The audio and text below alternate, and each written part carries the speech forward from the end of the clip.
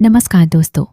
आज मैं आपको एक बेहद दिलचस्प चीनी fantasy film how long will I love you की कहानी बताने वाली हूँ। अगर आपने अभी तक ये फिल्म नहीं देखी है तो आगे स्पॉयलर्स है। कहानी की शुरुआत गु शियाओ जाओ नाम की 30 साल की एक महिला से होती है जो शंघाई शहर में रहती है। जब गु सिर्फ 12 साल की थी तब एक हादसे में उसके करोड़पति पिता की मौत हो गई। उनके जाने के बाद हालात इतने खराब हो गए कि उसे अपना बचपन का घर भी छोड़ना पड़ा। समय बीतता गया लेकिन गु कभी उस घर को भूल नहीं पाई। नौकरी मिलने के बाद से उसका सिर्फ एक ही सपना है, इतने पैसे कमाना कि वो अपना वही पुराना घर दोबारा खरीद सके। लेकिन उसकी छोटी सी नौकरी से ये सपना पूरा होता हुआ नजर नहीं आता। इसके बाद हमारी मुलाकात लू मिंग से होती है। मिंग एक संघर्ष कर रहा प्रॉपर्टी डिजाइनर है। उसके पास बेहतरीन आइडियाज है लेकिन कोई भी उनमें निवेश करने को तैयार नहीं होता। हर कोशिश के बाद भी उसे सिर्फ निराशा ही हाथ लगती है। दिन खत्म होने के बाद गु और मिंग अपने अपने घर लौटते हैं। हैरानी की बात यह है कि दोनों एक ही बिल्डिंग के एक ही फ्लैट में रहते हैं लेकिन अलग अलग समय में, जिसकी उन्हें अभी तक कोई खबर नहीं होती। गु अपने कपड़े धोने के लिए रख देती है जबकि मिंग अपने लिए खाना बनाने लगता है। तभी कुछ अजीब होने लगता है। मिंग जो सब्जियां सिंक में धो रहा होता है वे अचानक गु के बाथटब में पहुंच जाती हैं। उधर गु का नहाने वाला लूफा मिंग के सिंक में दिखाई देता है। इतना ही नहीं, गु के कपड़े मिंग के बर्तन में पहुंच जाते हैं और मिंग का खाना वहां पहुंच जाता है जहां गु के कपड़े होने चाहिए थे। पूरी रात दोनों का सामान रहस्यमय तरीके से एक दूसरे के घर में आता जाता रहता है लेकिन दोनों इसे एक अजीब संयोग समझकर सो जाते हैं। अगली सुबह मिंग की आंख एक जोरदार थप्पड़ से खुलती है। सामने गु को देखकर वो घबरा जाता है। उधर गु भी उतनी ही हैरान होती है क्योंकि दोनों के कमरे आपस में जुड़कर एक ही बड़ा कमरा बन चुके होते हैं। शुरुआत में दोनों को लगता है कि शायद कोई उनके घर में घुस आया है, लेकिन कुछ ही पल बाद उन्हें एहसास होता है कि मामला इससे कहीं ज्यादा रहस्यमयी है। मिंग और गु अभी भी समझ नहीं पा रहे होते कि आखिर उनके साथ हो क्या रहा है। दोनों अपने अपने दरवाजे के पास पहुंचते हैं। सबसे पहले मिंग अपना दरवाजा खोलता है। गु हैरान रह जाती है। बाहर की दुनिया उसे बिल्कुल अलग दिखाई देती है। सड़कें पुरानी है, गाड़ियां भी पुराने मॉडल की है और आसपास का माहौल भी अलग है।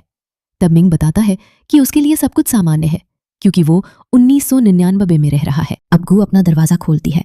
इस बार बाहर की दुनिया देखकर मिंग चौंक जाता है। ऊंची ऊंची इमारतें, आधुनिक तकनीक और पूरी तरह बदला हुआ शहर।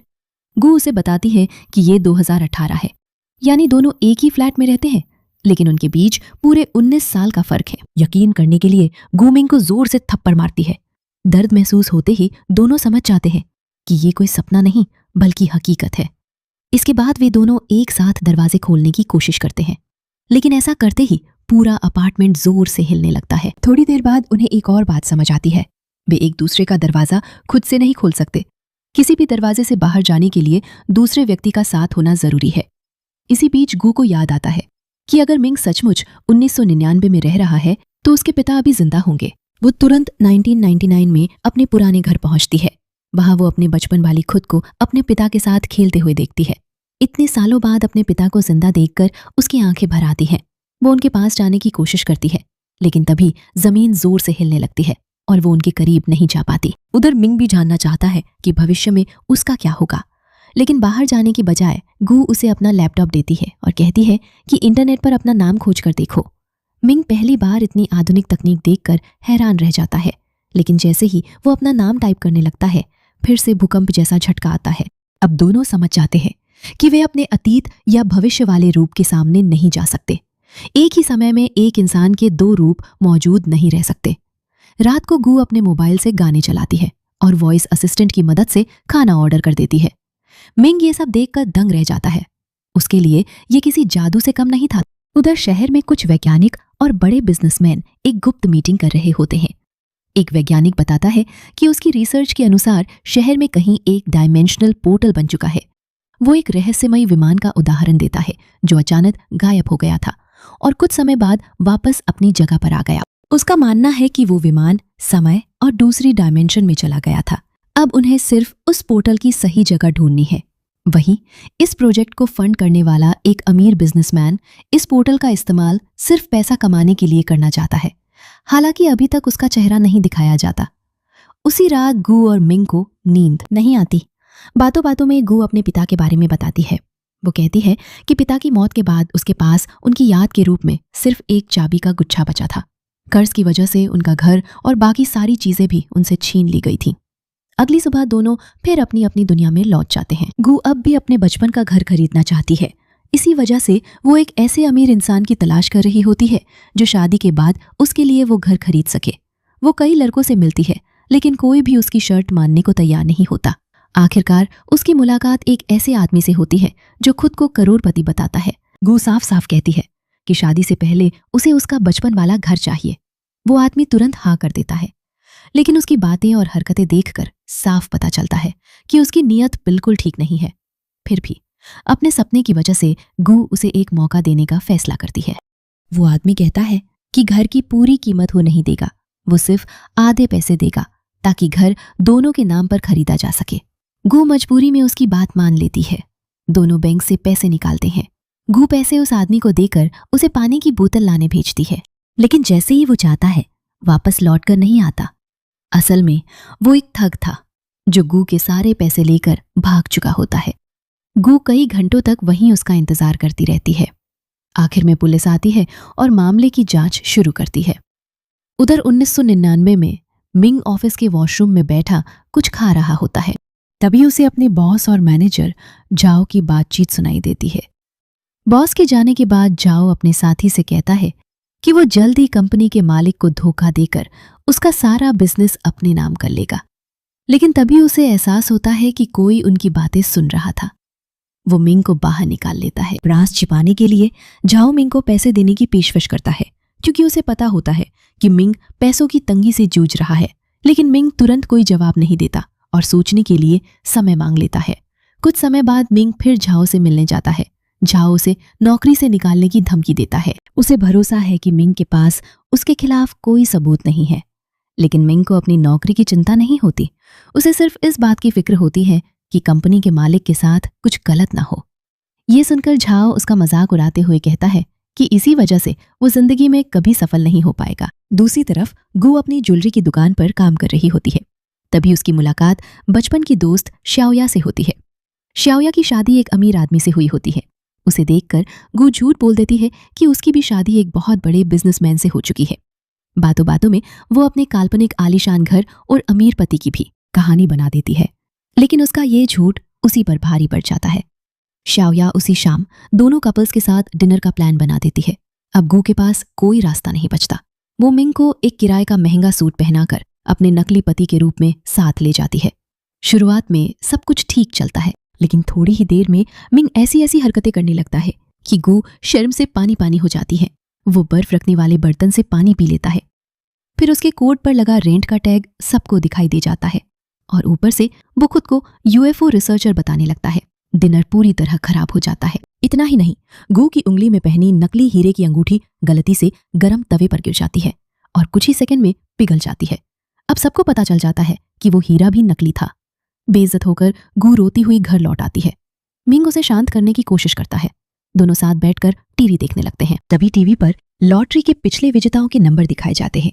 ये देखकर दोनों के दिमाग में एक शानदार आइडिया आता है। क्योंकि मिंग 1999 में रहता है, इसलिए अगर वही नंबर 1999 में खरीद लिए जाए तो वे आसानी से करोड़पति बन सकते हैं। अगले ही दिन मिंग वही लॉटरी टिकट खरीद लेता है। उन्हें पूरा यकीन होता है कि इस बार उनकी किस्मत बदल जाएगी। इतनी खुशी में गू मिंग को डेट पर ले जाती है। दोनों साथ घूमते हैं, वीआर गेम खेलते हैं, पूरा शहर देखते हैं और आखिर में एक बार में जाकर जश्न मनाते हैं। उस दिन वे अपनी सारी परेशानियां भूल जाते हैं, लेकिन उन्हें अंदाजा भी नहीं होता कि किस्मत उनके लिए अभी एक और बड़ा झटका तैयार कर चुकी है। अगली सुबह दोनों बड़ी बेसब्री से लॉटरी का रिजल्ट आने का इंतजार करते हैं। जैसे ही विजेता नंबर घोषित होते हैं, दोनों खुशी से उछल पड़ते हैं, क्योंकि उनके टिकट का नंबर बिल्कुल वही होता है। लेकिन उनकी खुशी कुछ ही सेकंड में गायब हो जाती है। अचानक टिकट पर छपा हुआ नंबर धीरे धीरे मिटने लगता है। तभी उन्हें समझ आता है कि वे भविष्य को बदल नहीं सकते। अगर वे अतीत में कुछ ऐसा करने की कोशिश करेंगे जिससे भविष्य बदल जाए तो समय खुद उसे ठीक कर देगा। अब दोनों सोचने लगते हैं कि अगर भविष्य बदला ही नहीं जा सकता तो फिर उनकी मुलाकात आखिर हुई ही क्यों। इसी बीच गू अपना बैग वापस लेने के लिए रेस्टोरेंट जाती है, लेकिन उसे बैग नहीं मिलता। गुस्से में वो घर लौटती है और उसकी मिंग से बहस हो जाती है। लेकिन तभी दोनों की नजर सड़क किनारे लगे एक विशाल बिलबोर्ड पर पड़ती है। उस बिलबोर्ड पर मिंग की तस्वीर लगी होती है। उसे देखकर दोनों हैरान रह जाते हैं। उन्हें पता चलता है कि 2018 में मिंग अपना नाम बदलकर शी रख चुका है और अब वो चीन की सबसे बड़ी रियल एस्टेट कंपनियों में से एक का मालिक है। उसी दिन शी की एक बड़ी प्रेस कॉन्फ्रेंस होने वाली होती है। मिंग पहली बार अपने भविष्य वाले रूप को देखने वहां पहुंच जाता है, लेकिन जैसे ही दोनों एक दूसरे के करीब आते हैं, जोरदार भूकंप आने लगता है और कॉन्फ्रेंस बीच में ही रोकनी पड़ती है। उसी समय शी के दिमाग में अचानक नई यादें आने लगती हैं। उसे एहसास हो जाता है कि उसका अतीत बदल रहा है। फिर मिंग के हाथ पर हल्की सी चोट लगती है और ठीक उसी जगह शी के हाथ पर भी वही निशान बन जाता है। यानी अब मिंग के साथ जो भी होगा उसका असर सीधे भविष्य वाले शी पर पड़ेगा। यही फिल्म एक बड़ा खुलासा करती है। वही रहस्यमयी बिजनेसमैन जो डायमेंशनल पोर्टल की तलाश कर रहा था, असल में शी ही होता है। वैज्ञानिक उसे चेतावनी देता है कि अगर मिंग बदल गया तो भविष्य का शी भी पूरी तरह बदल जाएगा। अगले दिन मिंग मैनेजर झाओ के पास जाकर उसकी नौकरी और पैसों का ऑफर ठुकरा देता है। उसे विश्वास होता है कि अगर भविष्य में वो इतना सफल बनने वाला है तो उसे गलत रास्ता अपनाने की जरूरत नहीं है। दूसरी तरफ शीगू से मिलने पहुंचता है। वो उसे एक महंगे रेस्टोरेंट में ले जाता है और कहता है कि वो उसकी हर इच्छा पूरी कर सकता है। लेकिन गू को उसके साथ बिल्कुल भी अपनापन महसूस नहीं होता। शी उससे कहता है कि अगर वो मिंग से दूर नहीं रही तो उसका भविष्य हमेशा के लिए बदल जाएगा। वो गू से वादा करता है कि बदले में वो उसका बचपन वाला घर खरीद देगा। गू काफी सोचने के बाद मिंग से दूर जाने का फैसला कर लेती है। वो घर लौटती है, मिंग को गले लगाती है और भारी मन से कहती है कि अब उन्हें अलग हो जाना चाहिए। अगले दिन वो फ्लैट छोड़कर चली जाती है, लेकिन जाते समय उसकी छतरी दरवाजे में फंस जाती है।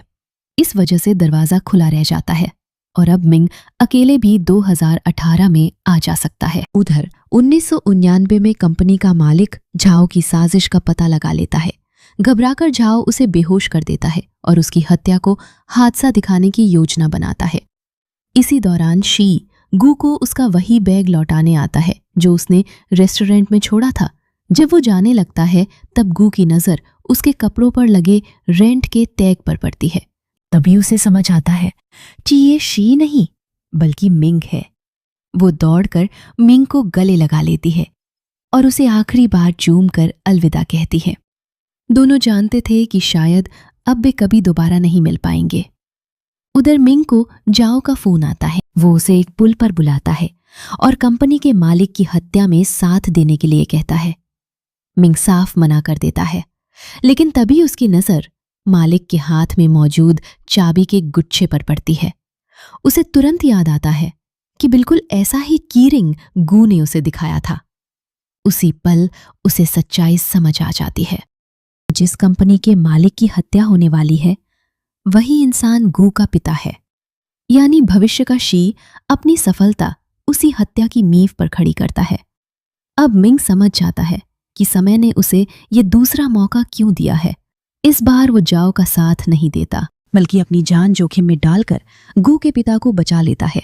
जैसे ही वो ऐसा करता है, 2018 वाला लालची और निर्दयी शी उसी पल गायब हो जाता है, क्योंकि भविष्य पूरी तरह बदल चुका होता है। अब गू के पिता जिंदा रहेंगे, उसका बचपन कभी नहीं बिखरेगा और जिस गू को मिंग जानता था उसका अस्तित्व भी धीरे धीरे मिटने लगता है। आखिरी दृश्य में मिंग और गू एक बार फिर अपने उसी फ्लैट में आमने सामने खड़े होते हैं। दोनों एक दूसरे को आखिरी बार देखते हैं और अगले ही पल गू हमेशा के लिए गायब हो जाती है। यही इस खूबसूरत और भावुक कहानी का अंत हो जाता है।